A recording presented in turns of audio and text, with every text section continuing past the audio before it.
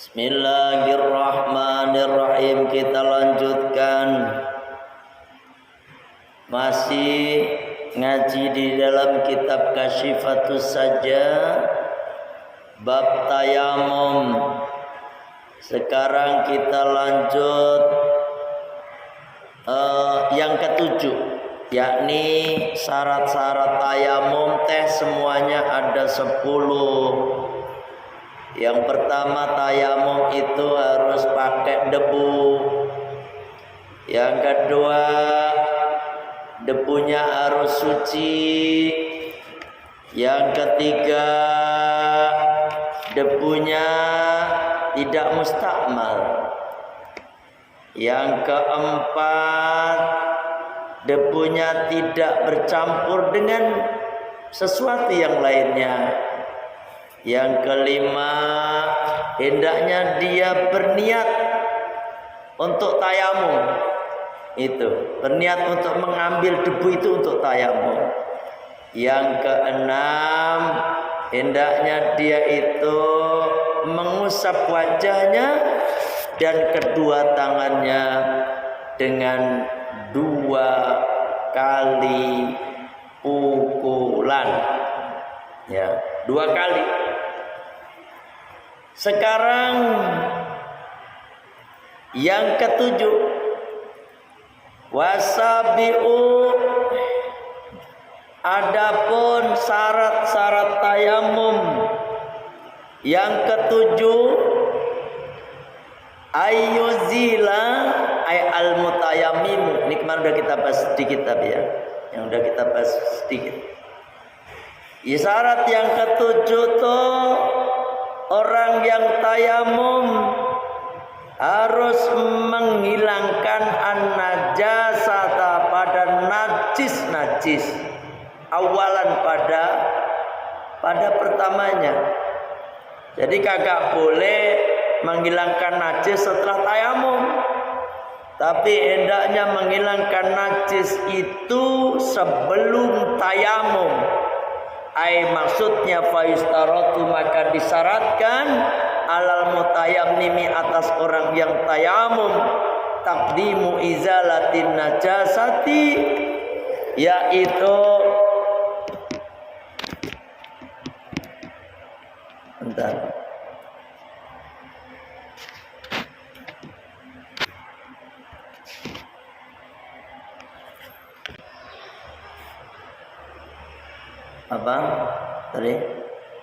mendahulukan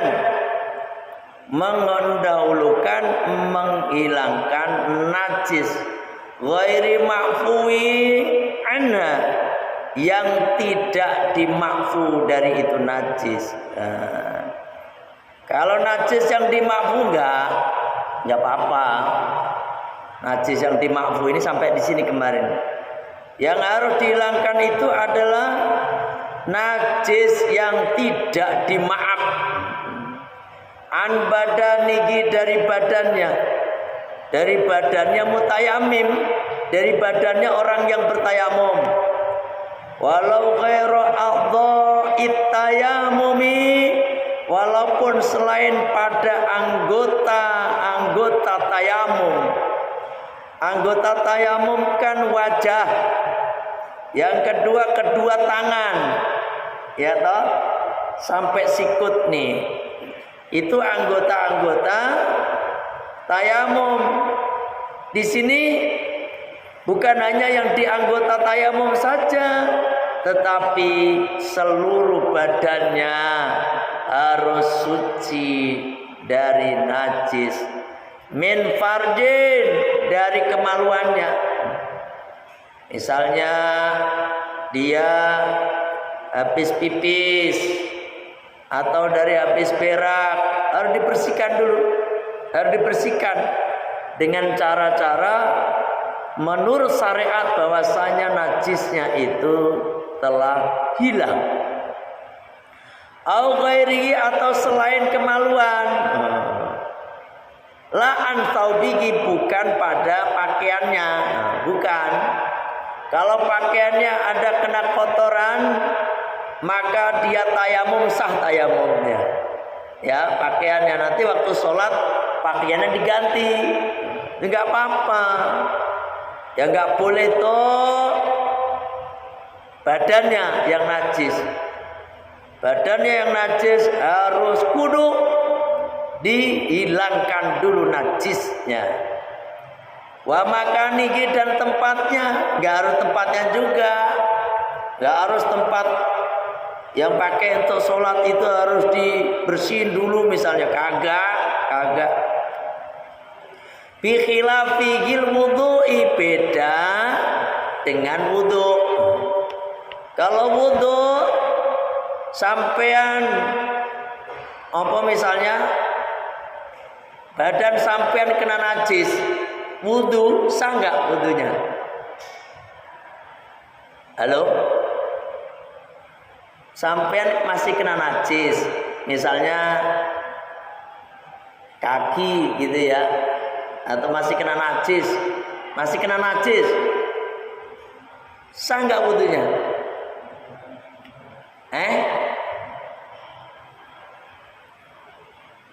Saya nanya, sampean habis wudu nginjek tai kebo, batalnya wudunya batal nggak? Kalau nginjek tai orang batal nggak? Habis wudu nginjek tai orang, batal nggak? Kagak. Sama di badannya sampean kena tai ayam, sampean wudunya sah. Tapi kemudian nanti tai ayamnya dibersihin, itu wudunya tetap sah. Beda dengan tayamum. Kalau tayamum harus dibersihkan dulu wudu tapi najisnya. Li'annal wudu'a, karena bahwasanya wudu liraf'il adasi itu untuk menghilangkan adas. Wa huwa, adapun hilangnya adas tadi yang sulu itu hasil, artinya hasil itu artinya sempurna. Ma'adami dzalika, yang disertai dengan tidak adanya menghilangkan najis dulu, enggak gitu ya. Ini enggak apa-apa. Sampai habis mandiin ayam sehingga badannya sampai itu kena tai ayam kabeh gitu. Terus sampai wudu, enggak apa-apa wudu. Terus kemudian mau sholat, tai ayamnya dibersihin dulu. Nah kalau sampai mau sholat tai ayamnya kagak dibersihin ya artinya kan kalau sholat kan wajib suci dari hadas dan suci dari najis. Wa tayamuma, dan tayamum, dan pada tayamum li ibahati sholati, tayamum itu bukan mengangkat hadas, tetapi tayamum itu diperbolehkan sholat gitu. Tujuan kita tayamum itu agar kita diperbolehkan sholat, agar kita diperbolehkan baca Al-Quran dan lain sebagainya. Ya seperti itu, ya kan? Nggak mengangkat atas, kagak tayamum tuh. Ya, wa tayammum li ibahati sholati at-tabi'i, yang ngikut laha pada itu sholat. Jadi apa baik ya, wairuha lain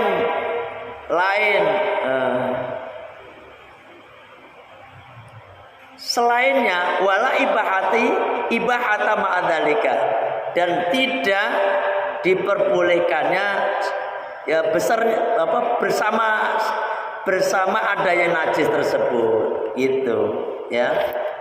Fasbah, maka menyerupai atayamum ma'aha, maka menyerupai tayamum itu bersama adanya najis. Atayamum itu pada tayamum qoblal waktu, sebelum waktunya. Jadi gini Pak, sama sampean tuh mau tayamum kan harus masuk waktu ya kan? Harus masuk waktu sholat. Sampai kagak sah tayamum untuk sholat duhur, misalnya sholat duhur jam 12, sampai tayamum kurang dari jam 12 kagak sah. Sama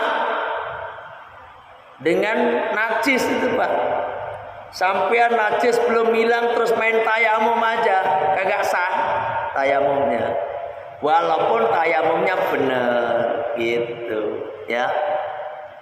Qala telah berkata Sarqawi, Imam Sarqawi, kalau tayamum maka kalau seseorang itu tayamum qabla izalatin najasati, sebelum menghilangkan najis lam yasihha, maka tidak sah tayamumnya.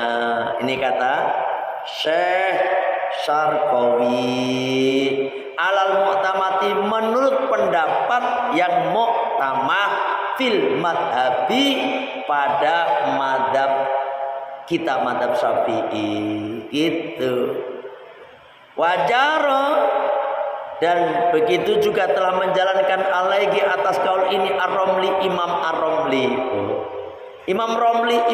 Imam Romli itu salah satu imam besar dalam madhab Syafi'i.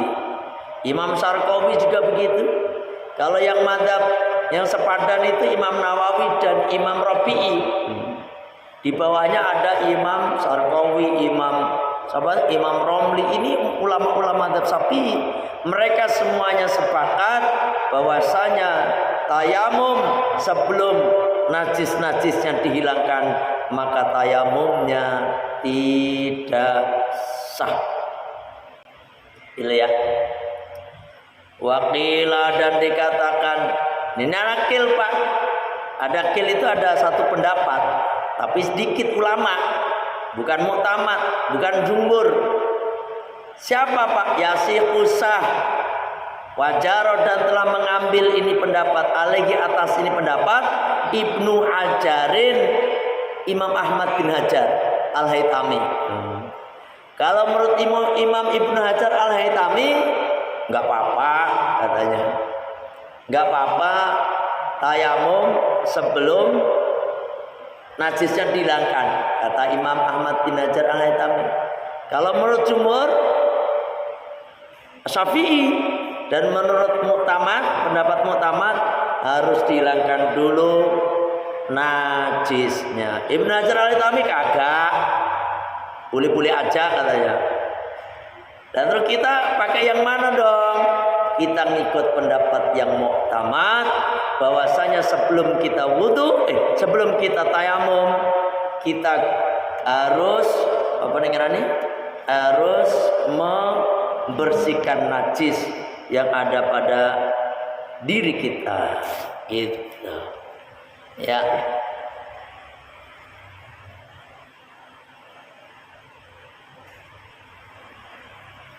Wa yabna 'alal khilafi, dan berdiri atas ini khilaf, ya kan?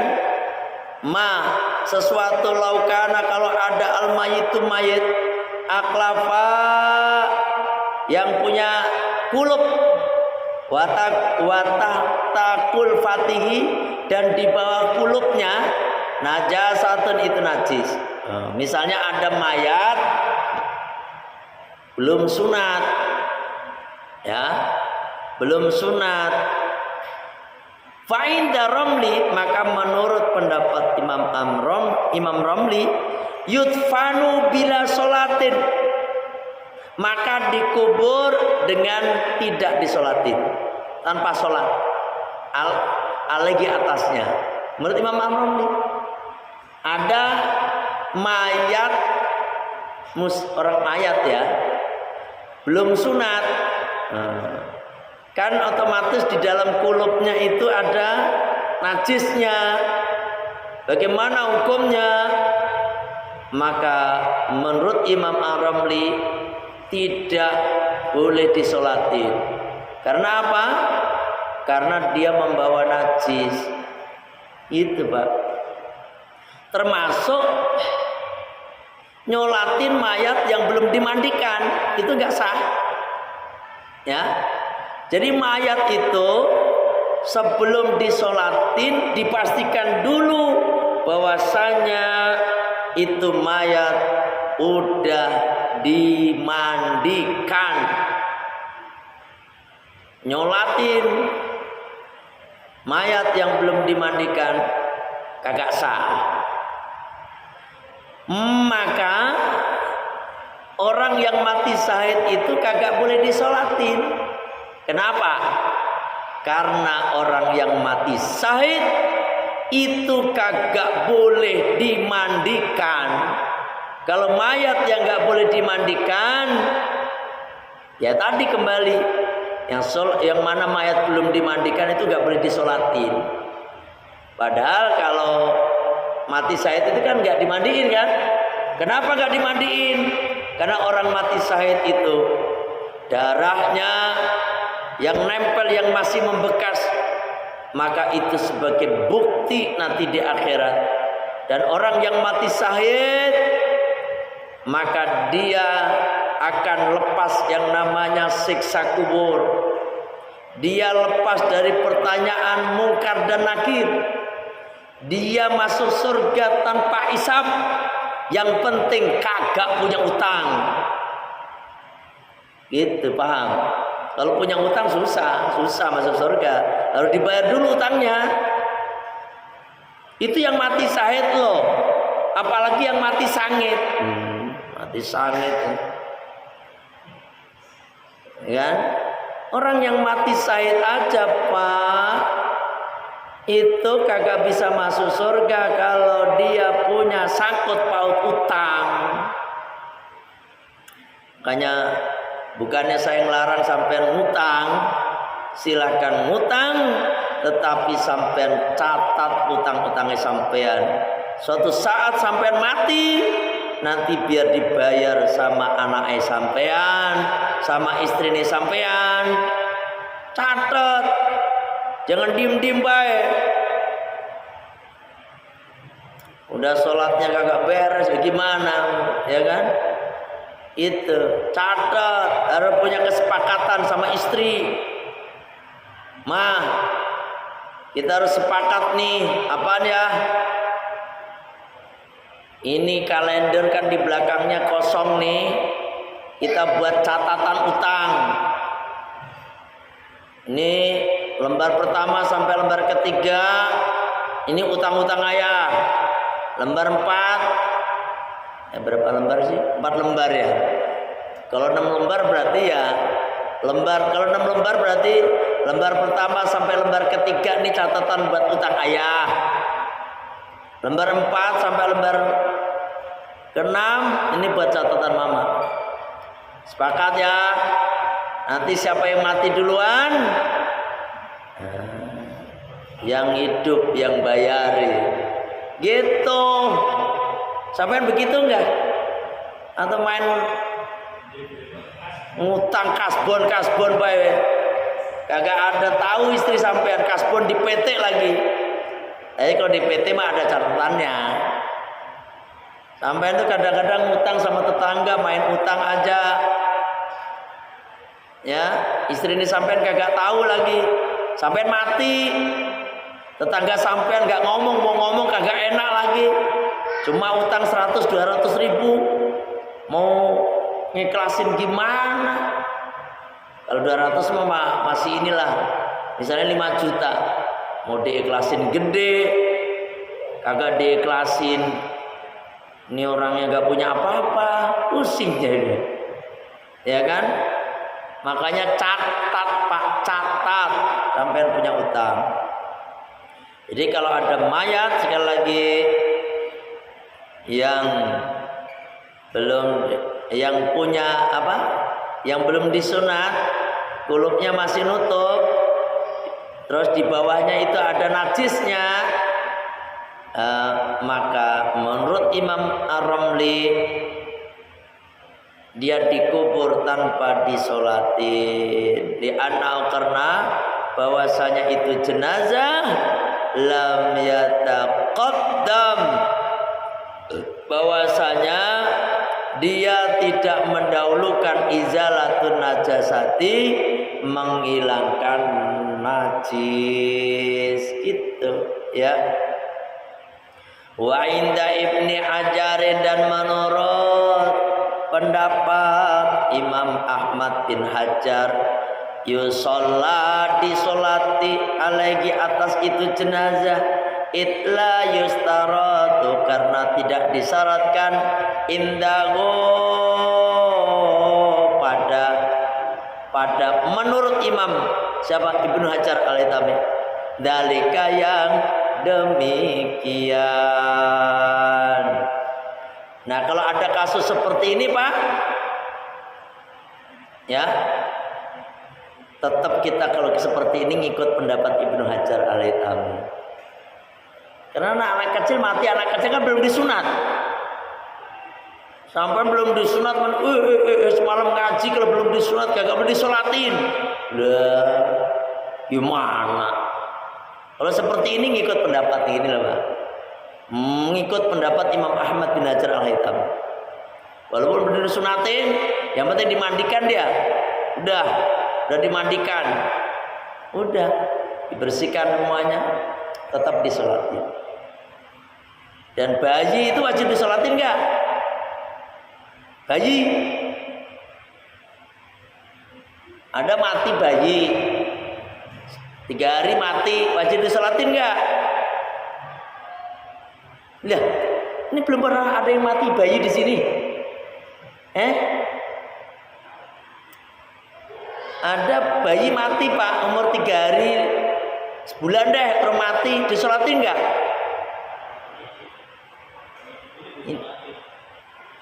Di sini ada yang jawab kagak disolatin, ada yang disolatin, gimana nih? Yang jelas sudah hukum tuh. Disolatin enggak? Wajib disolatin. Mana ya? Hukum itu harus jelas. Kagak disolatin sampai dosa semua.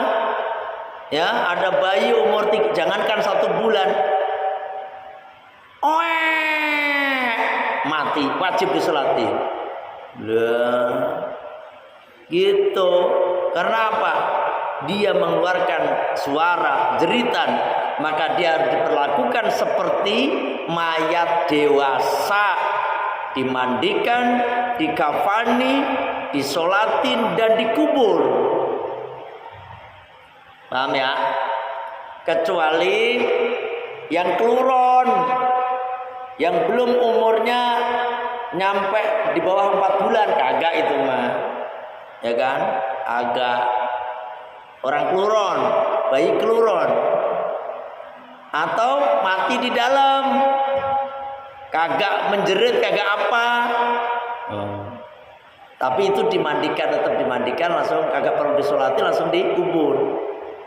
Tapi kalau dia, walaupun ada pendapat kalau misalnya dia umurnya udah 6 bulan ke atas, karena itu bisa hidup dia, maka disolati gitu. Tapi kalau di bawah 6 bulan, 4 bulan, 5 bulan, itu bayi kagak perlu disolati, ya kan? Kalau udah bentuk ya dimandiin. Kalau emang nggak berbentuk, cuma apa yang nih, daging kempel gitu, cuma dibungkus mori, udah kagak perlu di apa-apain, dikubur aja. Tapi kalau bayi lahir,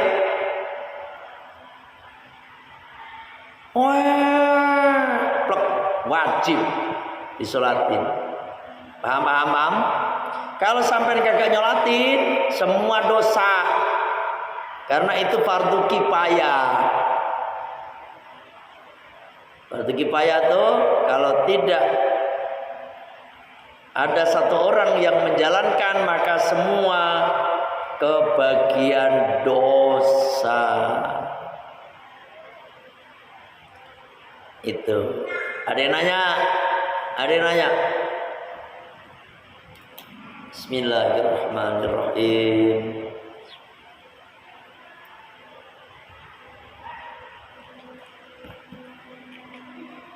Alhamdulillah ya Allah. Alhamdulillah. Wa taminu adapun syarat yang kedelapan, ayajtahida orang yang tayamum itu harus berijtihad fil kiblati pada arah kiblat qoblahu sebelumnya.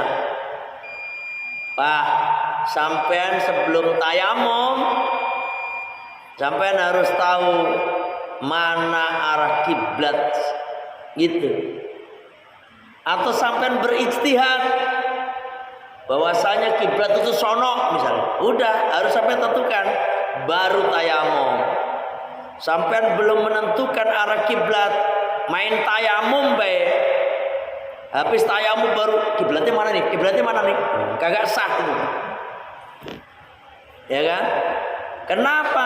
Kagak memenuhi syarat. Gitu.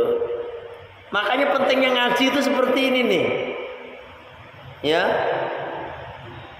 Yang ngaji aja kadang gak paham apalagi gak ngaji. Wassalam. Ya kan? Nah ini. Ngaji fikih itu paling utama, wajib hukumnya setiap orang. Fardu ain, belajar fikih itu sebagaimana fardu ainnya sholat. Kalau ngaji nahwu, sorof, ma'ani, bade, bayan, faraid itu mah fardu kifayah. Kalau yang kayak gini wajib. Ada yang haram dipelajarin. Sampai ilmu nggak boleh asal ilmu sampai pelajarin. Ada yang diharamkan dalam syariat. Mempelajari ilmu apa? Ilmu santet misalnya. Pelajari ilmu santet haram. Melajari ilmu jaran goyang haram. Semar mesem, semar kuning, dan semar-semar yang lainnya. Karena itu ilmu-ilmu dukun itu perantaraan setan. Gak boleh ya, harus sampean tahu. Udah Isa ini udah. Alhamdulillah.